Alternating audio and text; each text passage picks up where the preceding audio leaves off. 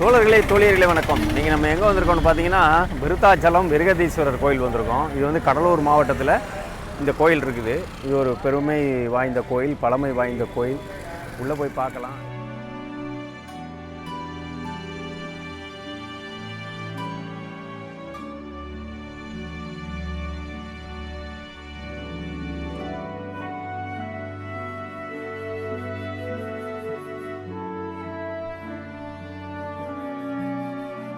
இந்த கோயில் எங்கே இருக்குதுன்னு பார்த்தீங்கன்னா தமிழ்நாட்டில் கடலூர் மாவட்டத்தில் விருத்தாசலம்ன்ற ஊரில் இருக்குது.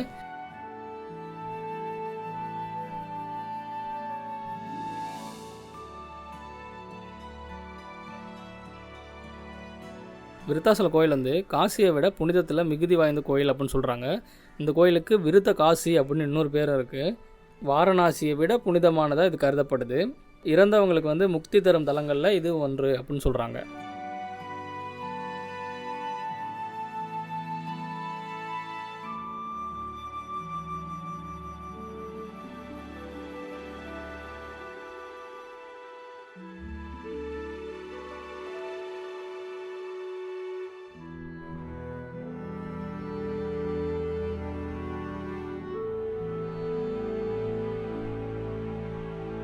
இப்போது விருத்தகிரீஸ்வரர் கோயிலோட வரலாறை பற்றி பார்ப்போம்.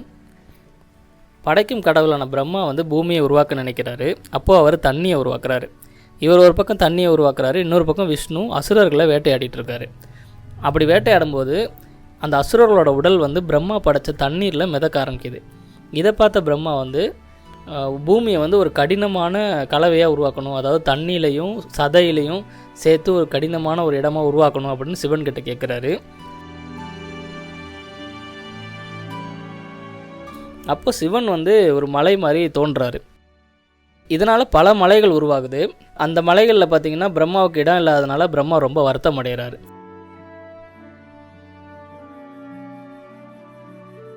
உடனே பிரணவதேவன் பிரம்மாவுக்கு முன்னாடி தோன்றி சொல்கிறாரு, மலையும் சிவனும் வேறு வேறு இல்லை, ரெண்டு பேரும் ஒன்று தான், சிவன் தான் அப்படி உருவாக்கியிருக்காரு அப்படின்னு சொன்னதும் பிரம்மாவுக்கு உடனே மகிழ்ச்சி ஆகிடுது.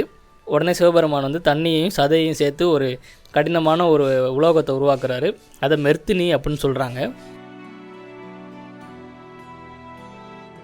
அதுக்கப்புறம் சிவன் வந்து பிரம்மாவுக்கு மலையில் தங்குறதுக்கு இடம் கொடுக்குறாரு. பிரம்மாவோட மலைகள் வந்து சிவனோட மலைகளுக்கு அப்புறம் வந்தனால அது வந்து பழமலை, பழைய மலை அப்படின்னு சொல்கிறாங்க.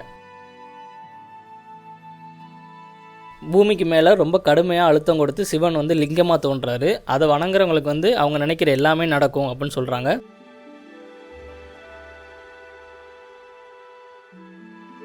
இந்த கோயிலில் என்ன ஒரு சிறப்புன்னு பார்த்தீங்கன்னா, சிதம்பரத்தில் இருக்கிற நடராஜர் கோயில் மாதிரி 4 பக்கமும் வாசல் இருக்குது.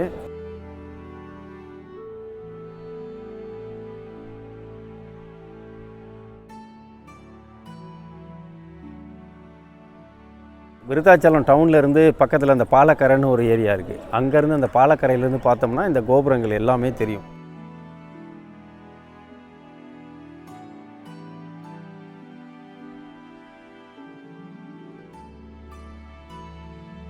கோபுரம்னு பார்த்தீங்கன்னா 5 கோபுரம் தெரியும் வெளியிலேருந்து பார்க்கும்போது.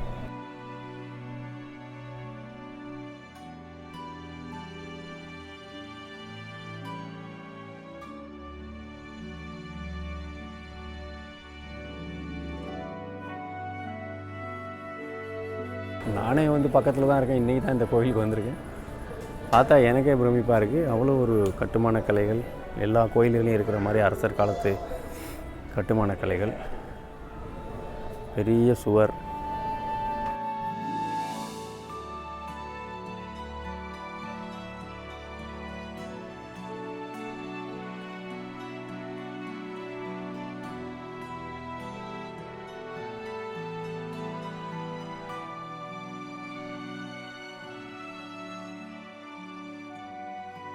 விருத்தாம்பிகை அம்மன் சன்னதி.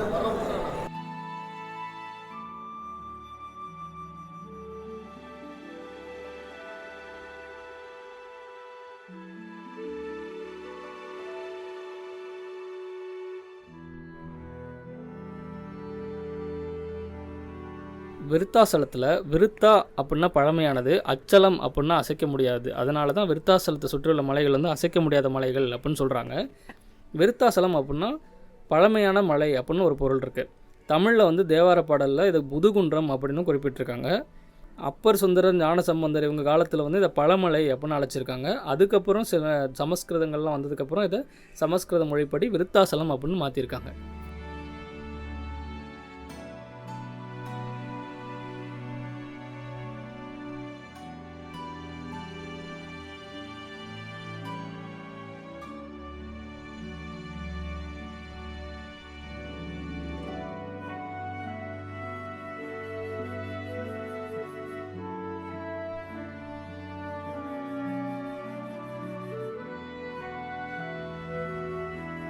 கனவர்த்தினி.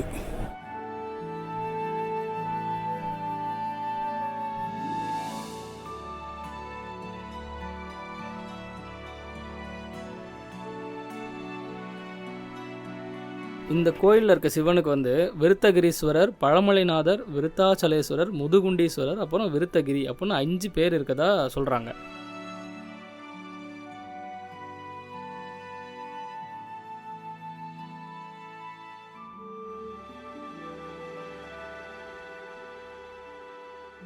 இந்த கோயிலில் ஆலத்து விநாயகர், மாட்டு உரைத்த விநாயகர், முப்பிள்ளையார், தசபுஜ கணபதி, வல்லவ கணபதினு 5 விநாயகர்களும் இருக்காங்களாம்.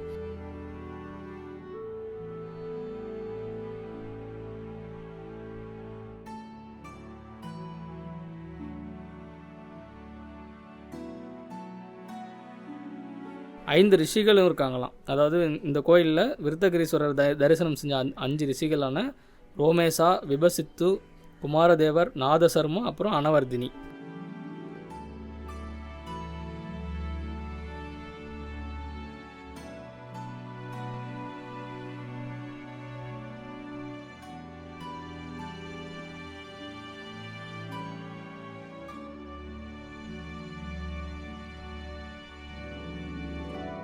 ஐயா இது என்ன விலைங்க? அது 35. அதிரசம் 35. மணப்பாறை முறுக்கு என்ன விலைங்க? 50 ரூபா. அது 50 ரூபாயா? இதான் வராங்க. இதெல்லாம் இங்கே நம்ம ஊர் முறுக்குங்களா? இது வந்து இது தேன்குழல் மணப்பாறையிலேருந்தே வருது. பாருங்கள், மணப்பாறை வீவர்ஸ்லாம் பாருங்கள். உங்கள் ஊரில் உள்ள முறுக்கு எங்கள் ஊர்லேயும் விற்கிது. வாங்கன்னா வாங்கிக்கோங்க. அதே மாதிரி லட்டு, அதிரசம். இந்த கோயில்களில் இருக்கிற சிறப்பே இந்த அதிரசம் தான்.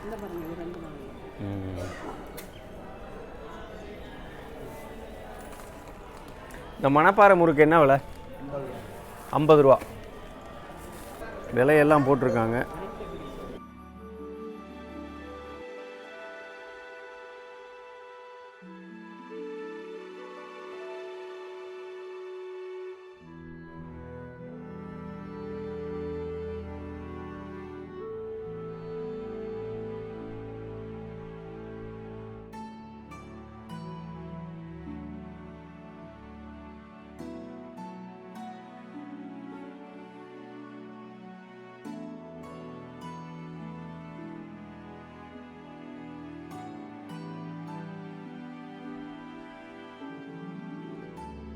விருத்தகிரீஸ்வரர் கோயில் வந்து காவிரி நதிக்கரையில் சோழரசி செம்பியன் மாதவியால் கட்டப்பட்ட கோயில்களில் இதுவும் ஒரு பகுதி அப்படின்னு சொல்கிறாங்க.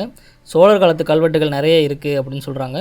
கோயிலில் 5 கோபுரங்கள் இருக்குது. அதில் நம்ம சோழ மன்னனான கண்டராதித்தன் கோபுரமும் இருக்குது.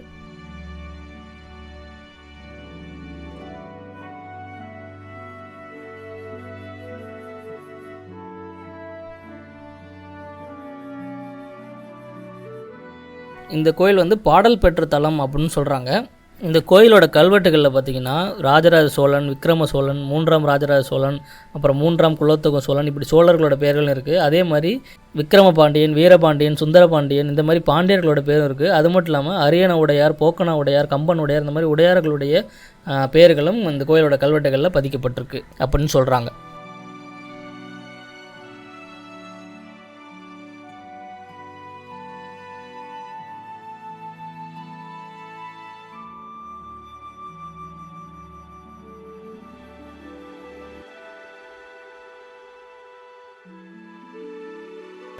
குட்டிகள்லாம் புலிக்குட்டி மாதிரி ஓடி சுற்றுது.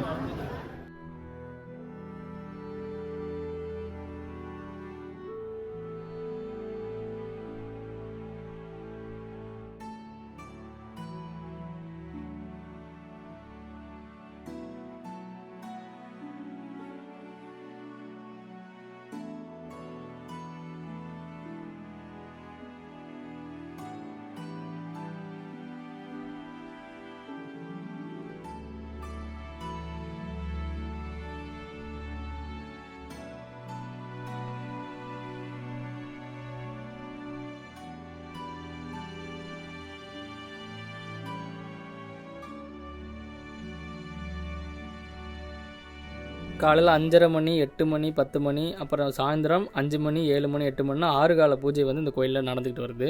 அது மட்டும் இல்லாமல் பிரம்மோற்சவம் அப்புறம் மாசி மகம்லாம் ரொம்ப விமர்சையாக கொண்டாடப்படுது இந்த கோயிலில். இப்போ இந்த கோயிலை வந்து தமிழ்நாட்டு அரசோட இந்து சமய அறநிலையத்துறை வந்து பராமரிச்சுட்டு வர்றாங்க.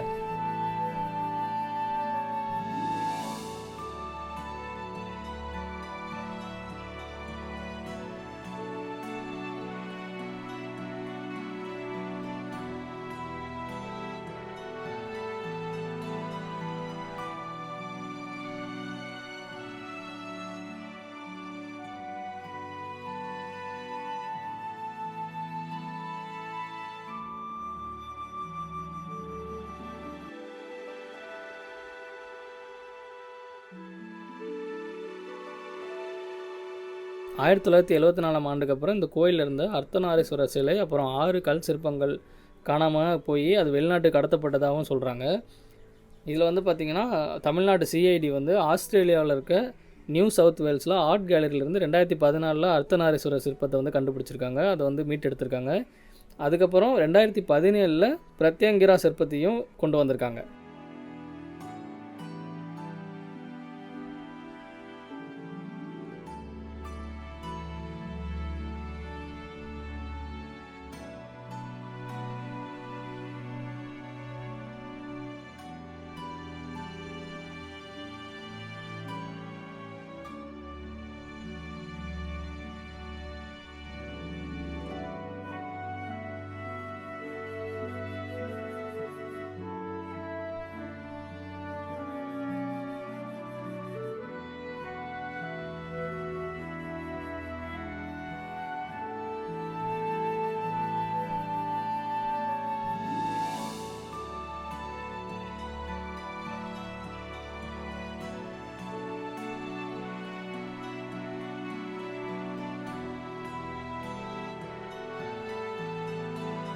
கடலூர் மாவட்டத்தில் இருக்கிற விருத்தாச்சலத்தில் இருக்கிற விருதகிரீஸ்வரர் ஆலயம் பார்த்துருக்கோம். அடுத்த வீடியோவில் கடலூர் மாவட்டம் விருத்தாச்சலத்தில் இருக்கிற குளஞ்சபுரம் பற்றி பார்ப்போம். அதுவரை உங்களிடத்திலிருந்து விடைபெறுகிறேன். நன்றி, வணக்கம்.